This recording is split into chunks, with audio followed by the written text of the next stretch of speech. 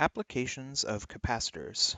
The concept of capacitance, is basically that you apply a voltage across a pair of conducting plates with an electric insulator or dielectric in between.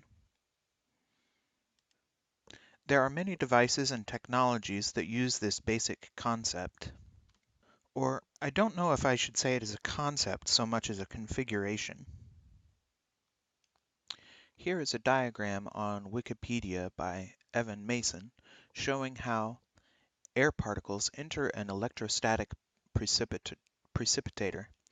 The small rods are held at an extremely low voltage, like minus 40,000 to 100,000 volts, while the plates are grounded. When the air molecules blow past the rods, electrons hop off the rods onto the molecules of dirt, dust, ash, pollen, etc. Those particles then make a beeline for the plates, where they stick. What's left coming out the other side is nitrogen, oxygen, and perhaps a trace of argon, that is, fresh air. Let's look for a moment how this electrostatic precipitator differs from what I just drew a moment ago. First, notice that we don't have pairings of plates, but instead we have a plate for the positive side and a rod for the negative side. That narrowness of the rod for the negative side increases the steepness of the potential in its vicinity, making it more likely for the electrons to jump across gaps in space to nearby molecules. Also, instead of connecting the negative side of the power source to the ground, as shown with these three little lines of different lengths, it is the positive side of the power source that is grounded in the electrostatic precipitator through these red plates. Also, in general, we would be imagining a capacitor that is operating with electric fields that are under its dielectric strength. The electrostatic precipitator is specifically designed to operate in conditions beyond its dielectric strength. For instance, though the electric potential across the power source might be 100,000 volts, the electric field very near the rods would be upwards of 3 million volts per meter, which is the dielectric strength of air. Now, this configuration may be used in big coal power plants to clean the ash out of the air, or it may be used in a much less industrial manner in a house to clean pollen and dust out of the air. Let's move on to another configuration. This image was made by W. Schneider on the German Wikipedia and translated to English by Ismo. It is a schematic for the process by which a photocopier works. First note that the diagram is a close-up of the edge of a cylindrical drum coated by a layer of selenium or some other substance that has what are called photoconducting properties. What happens then is when the photoconductor is in darkness, it acts as a dielectric. You can have positive charge on one side and negative charge on the other side, and it won't flow in between. As soon as the photoconductor is exposed to light, though, it becomes conductive.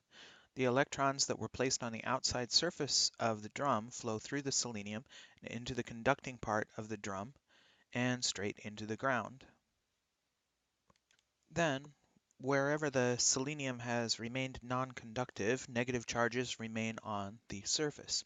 I think maybe there should be a piece of paper between the selenium and the toner here, but what happens next is that some positively charged ink is drawn to the negatively charged surface, and that ink will stick to the paper. No, I was skipping too far ahead of myself. The ink does stick directly to the selenium, and then it is in step 4 where the paper comes through. The paper is given a much stronger negative charge than the selenium had, and as it rotates to the left here, it picks up whatever positive charged ink had been deposited on the selenium. Once more, I'd like to compare and contrast this apparatus to the sort of standard concept of the capacitor. In the standard concept, we have two parallel plates separated by a dielectric. I imagine the charge getting onto both surfaces by traveling through the metal of the plates.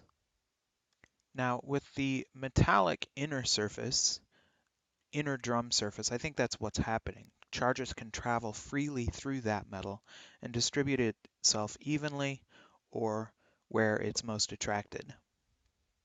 But on the outer surface, we can't rely on the electrons to move through the material. The wire depositing the electrons on this surface is brushing across the drum as it rotates. So this configuration isn't technically a capacitor, which is conducting plate, dielectric separator, and conducting plate, but it's like a capacitor that is missing one of its conducting plates. Okay, another application of capacitors is with flash bulbs for cameras. The ability for cameras to capture light has changed recently. It used to be that you had to have quite a bit more light to get a good image. The sort of light involved sometimes meant producing enough power to burn out the bulb.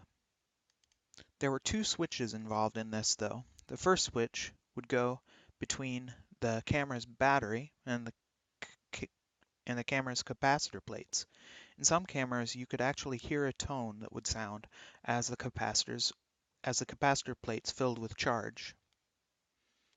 Then the second switch would connect when you actually clicked the button to take the picture. All of the charge that had built up between the plates would go through the bulb at once, lighting up the area in front of the camera, thus allowing you to take pictures of things in dark rooms or at night. The capacitor of this configuration is pretty much the standard, the two parallel plates connected or separated by a dielectric. Alright, the next couple of applications of capacitors I'm going to learn about refer to the detection of a change in capacitance. However, the source I'm looking at only mentions that detection. It says nothing about how the detection is accomplished. But here's a very simple circuit containing a direct current voltage, a resistor, and a capacitor. In general, such a circuit would be in a state that there is no current flowing. The voltage of the battery would be equal to the voltage across the capacitor. Now, if the capacitance got to be greater, that would reduce the voltage across the capacitor and current would flow through the resistor to the right until equilibrium was restored. Likewise, if the capacitance became less, the voltage across the capacitor would become greater and current would flow backwards to the left across the resistor until equilibrium was restored. I could imagine that the change in capacitance then might be achieved by some light or heat generated in the resistor. This would only be a momentary phenomenon, though, because the current through the resistor would quickly stop. For the moment, suffice it to say, I have no idea how they detect the changes in capacitance, but my source says that some electric keyboards are designed so that when you push down on a button, the distance between the conducting plates is changed, hence changing the capacitance, which is a function of that distance between plates. And the change in capacitance is somehow detected electronically and transmitted to the input signals to your computer.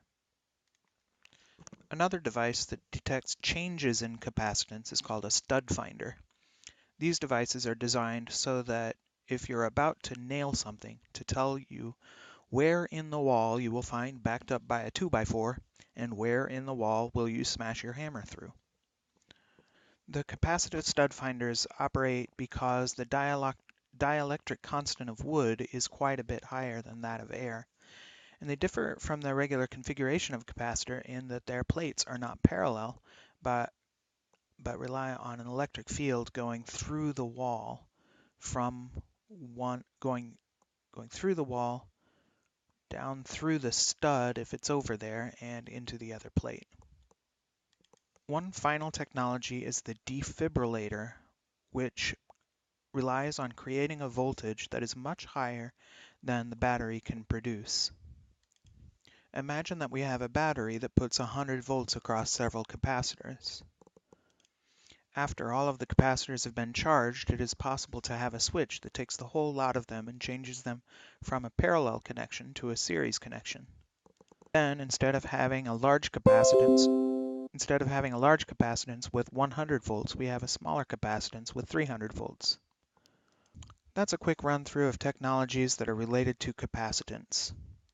I was also thinking of talking about the Van de Graaff generators and Millikan oil drop experiment during this video, but I have run out of time. Thanks for watching.